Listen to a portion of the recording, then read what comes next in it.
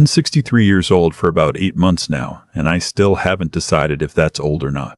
My late wife used to say age is just the number of times you've managed not to give up. She'd know. She fought for 11 years before the cancer finally won, and she never once stopped laughing at my terrible jokes. Her name was Joanne. We built everything together. The house in Orangeville, the rental property in Barrie, the small auto shop I'd run for 31 years. When she passed, I kept working because I didn't know what else to do with my hands. My daughter thought I worked too much. She'd call on Sunday evenings from her place in Guelph and ask if I'd eaten anything that wasn't frozen or reheated. Most of the time I hadn't. My son-in-law was quieter about it, but I could hear the worry underneath his voice whenever he'd suggest I come for dinner. I'd go maybe once a month. The drive was only 45 minutes, but somehow it always felt long on the way back. I met her at a grief support group at the Anglican Church on Spruce Street. I wasn't even sure I belonged there. I wasn't drowning the way some of the others were. I was just adrift, floating in a house that used to have noise in every room and now had none. She walked in 15 minutes late on a Tuesday evening in early March, unwrapping a scarf that was still dusted with the last of the winter we'd been trying to shake. She apologized to the group coordinator and took the seat nearest the door. She had a warm smile, the kind that looked like it had been practiced through difficulty. Her name was Cecile. She was 58, a retired elementary school teacher from Brampton who'd relocated to Orangeville after her husband left her for someone younger.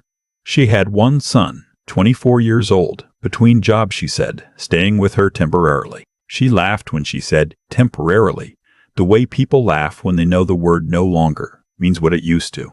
We talked after the session over bad coffee in styrofoam cups. She asked about the shop. I told her I'd been thinking about selling. That wasn't entirely true. I'd thought about it once, dismissed it, and never revisited it. But something about the way she asked made me want to seem more open to change than I was. That probably should have told me something about myself right there. Over the next 2 months we went for coffee, then dinner, then a drive up to Mono Cliffs one Saturday when the trails were finally clear. She was easy to talk to. She laughed at the right moments and listened at the right moments. She talked about her students with genuine affection and about her ex-husband without bitterness, which I respected. She seemed settled in herself, the way people become after they've been through something hard and come out the other side. I told her about the shop early on, about the work, about the guys I'd had on staff for over a decade, about the satisfaction of a clean diagnostic and a job done right. What I didn't tell her, what I didn't tell anyone I'd just met as a personal policy I'd held for years, was that the shop wasn't the only thing. The house in Orangeville was paid off. The rental property in Barrie brought in steady income every month. I had RRSPs I'd been contributing to since my mid-30s, a modest but solid portfolio, and a pension through the trade association I'd been part of for decades. I wasn't flashy about any of it. Joanne and I had lived carefully. We drove sensible cars and took one good trip a year and put the rest away. I wasn't hiding it from Cecile out of distrust, not at first. It was just caution, an old habit. When you spend 30 years building something quietly, you don't advertise it to people you've known for 8 weeks. My daughter met her at a Sunday dinner in May. She was polite, careful. On the drive home, she texted me. She always texted when she wanted to say something she knew I'd argue with, and said, "Dad, she seems nice. Just take your time, okay?" I told her I was 63, not 16. She replied with a single thumbs-up emoji, which meant she had more to say and had decided not to say it. We got engaged in September. I know. I hear it too, looking back, 7 months. But there's a particular loneliness that comes with the second half of your life that's different from anything you feel when you're young. When you're young, loneliness is an inconvenience. When you're older and you've known what it is to have someone, truly have someone, loneliness is an absence with a specific shape. The shape of Joanne at the kitchen table with her reading glasses on. The shape of another person's breathing in the dark. I convinced myself that I knew what I was doing. That at my age you don't need time. You need clarity. And I had it. My son-in-law, who is a careful man and rarely says anything he hasn't thought through, took me aside at Thanksgiving and said simply, "I hope you know her as well as you think you do." I said I appreciated his concern. He nodded and let it go. He's good at letting things go. I'm not. We were married on a Saturday in November at the Orangeville Town Hall, with a small reception at a restaurant on Broadway. My daughter, my son-in-law, a few old friends from the shop, her sister from Hamilton, and her son. I'll come back to her son. He was 24, and he showed up in a shirt that wasn't quite ironed and with the particular energy of someone who finds obligations mildly offensive. He shook my hand once at the ceremony and spent most of the dinner on his phone. I noticed. I didn't say anything. He was young, I told myself. Young men at their mother's weddings to someone they don't know aren't obligated to be enthusiastic. The reception was over by 9. We decided not to do a honeymoon right away. The shop was in the middle of a busy stretch, and I had 2 staff members on reduced hours after an injury. We said we'd plan something for the spring. Cecile said she was happy to wait. That should have struck me differently than it did. We spent the first night at home. My home. Our home, I reminded myself. In the morning, I made eggs, and she sat at the kitchen table. Joanne's kitchen table, the one we'd picked out, at a place in Caledon 20 years ago, and she looked around the room in a way that I can only describe as assessing. Not admiring. Assessing. I put it out of my mind. We'd talked about the house. She knew it was mine. She'd been staying here on weekends for 2 months. There was nothing new to assess. On the second day of our marriage, a Sunday, we were sitting with coffee when she brought out a yellow legal pad. I remember the legal pad clearly because Joanne had used the same kind for grocery lists, and it gave me a small, stupid jolt of recognition. She said she'd been thinking about our finances. I said we talked about that, generally in the way engaged couples discuss things generally. She had her pension from the school board. I had the shop, the rental, the savings. We'd agreed to keep our accounts separate and contribute equally to shared household expenses. It had seemed clean and fair and modern. She nodded like she remembered all of that, and then she said she meant something more comprehensive. She wanted us to sit down with a financial planner together. She wanted to understand the full picture. I said sure, that seemed reasonable, though something small and quiet in my chest said otherwise. Then she said she'd been talking to her son, and he felt it would be more stable for him if he moved in with us while he sorted out his situation. He was having a hard time with rent in Brampton. The market was brutal. It would only be for a little while. I set down my coffee. I said her son and I had barely spoken 10 words to each other. I said this house had 3 bedrooms, but one was my daughter's old room and one was my office, where I kept the shop records and the filing I'd accumulated over 3 decades. I said I didn't feel comfortable with someone I didn't know moving in 2 days after our wedding. She said he was her son, not someone she didn't know. I said I understood that. She said I was being rigid. I said I was being the person who owned the house. She went quiet in a way that wasn't reflective. It was strategic. I'd learned to recognize the difference. Later that afternoon, her son called her and they spoke for almost 40 minutes in the kitchen while I was in the garage. I wasn't eavesdropping exactly. The door was open and the garage is adjacent, but I heard enough. I heard her say that things were more complicated than she'd expected. I heard her say the word assets twice. I heard her say his daughter is going to be a problem. I stood very still next to the workbench Joanne and I had built out of reclaimed wood from her parents' farm in Gray County. That evening, Cecile came to find me. She sat across from me at the kitchen table and she said she wanted to have an honest conversation. She said she thought I needed to think seriously about what retirement was going to look like. The shop was a lot of stress for a man my age, she said. She'd been reading about the health impacts of prolonged occupational stress in men over 60. She thought I should consider selling. The proceeds, she said, would give us real options. I asked what kind of options. She said her son had been looking at a condo development in Collinwood. Pre-construction, excellent location, good investment. If we moved there together as a couple, he could manage the property for us. Keep an eye on things. He had experience in property, she said. I said he'd been unemployed for 8 months. She said that wasn't a kind way to put it. I asked about the Barry rental. She said we should probably talk to a financial advisor about restructuring.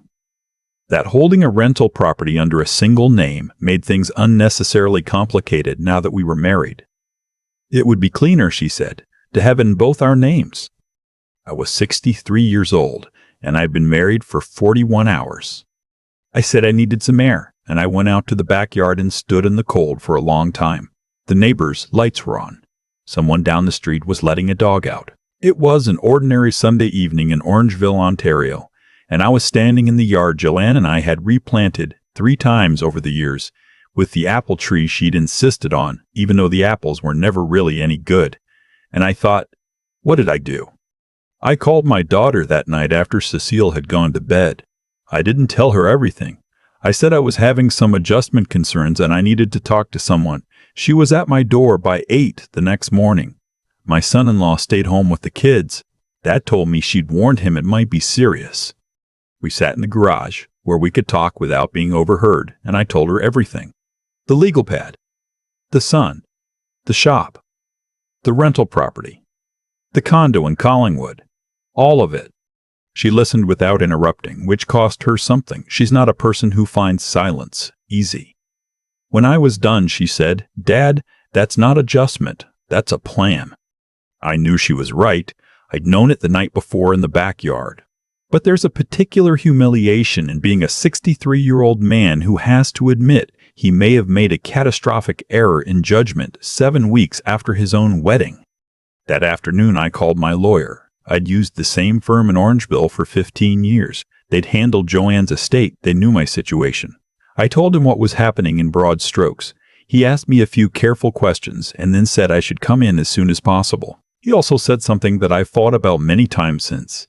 You haven't done anything wrong yet, but the window for that is time sensitive. He meant financially. Under Ontario's Family Law Act, married spouses have rights to property equalization upon separation.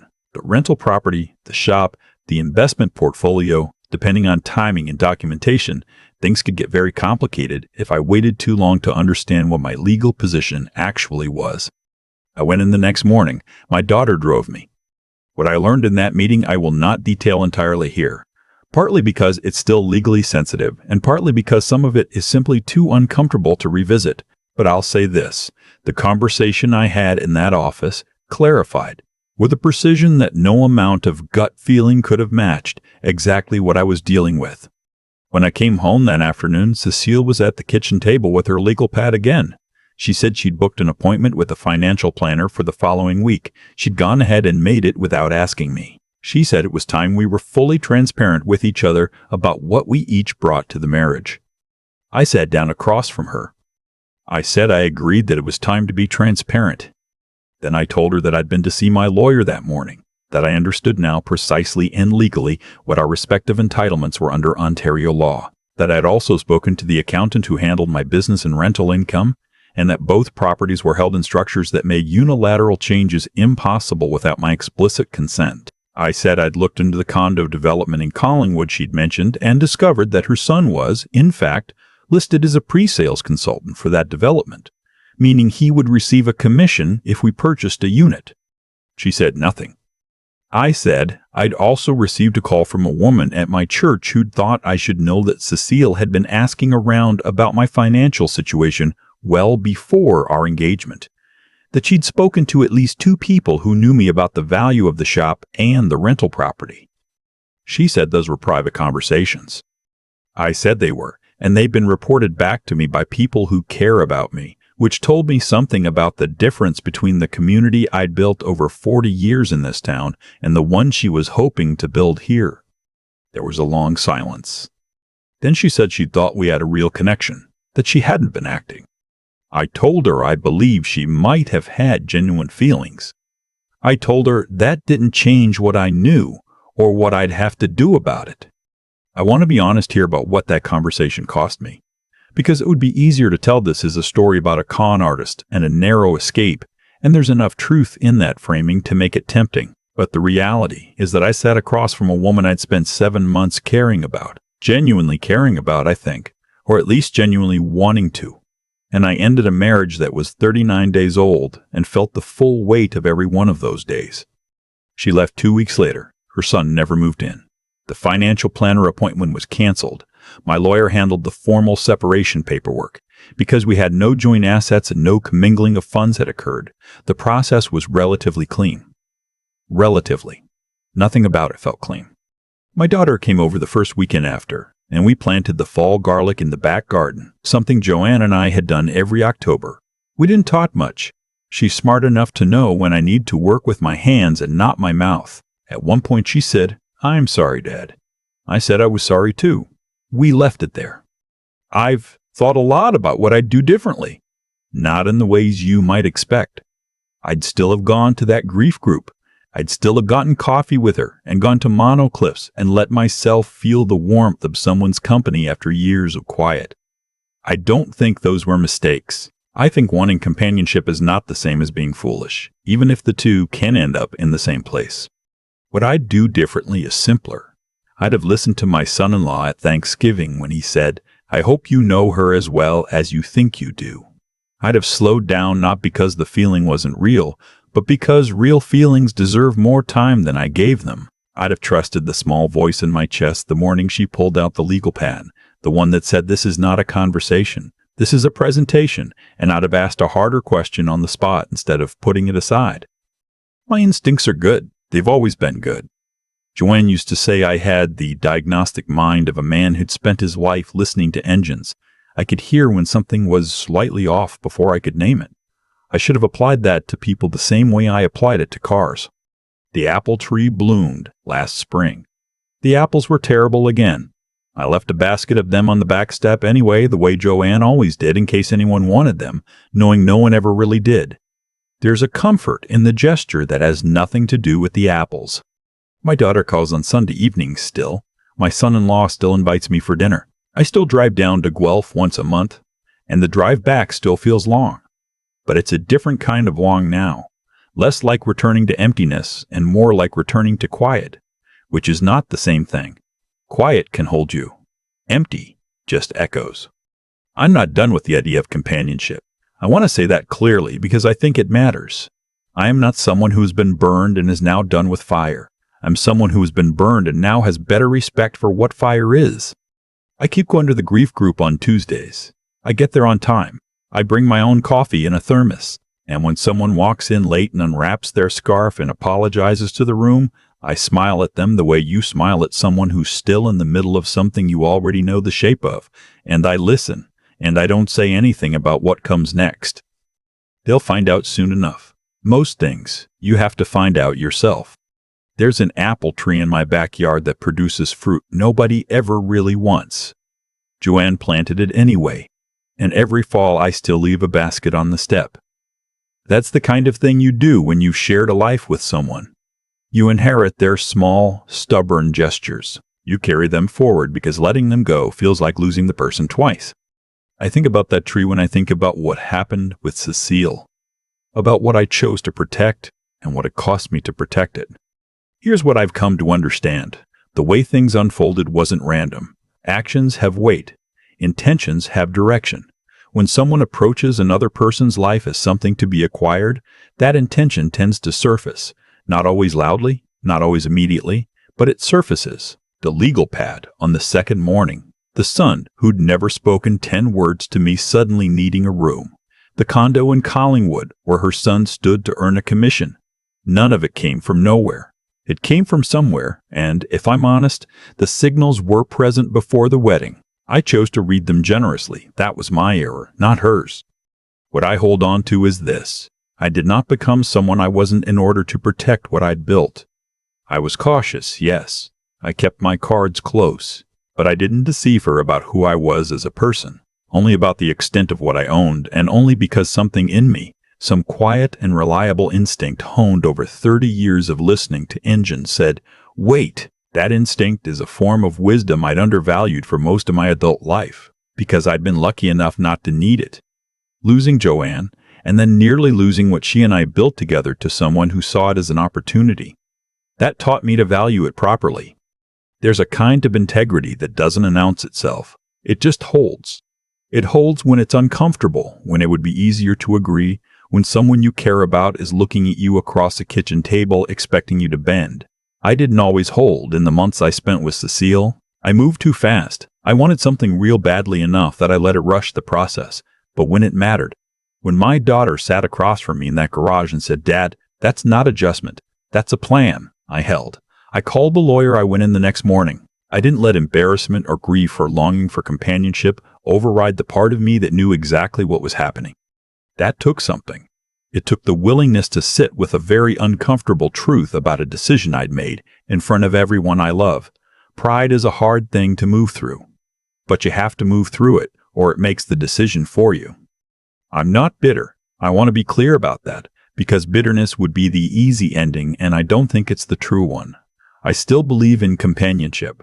I still believe that two people can find each other late in life and build something genuine. I believe that because I had it once, for 31 years, with a woman who left an apple tree and a workbench and a daughter who drives 45 minutes at 8 in the morning when she hears something in her father's voice. What I know now that I didn't know before is that real connection doesn't come with a legal pad.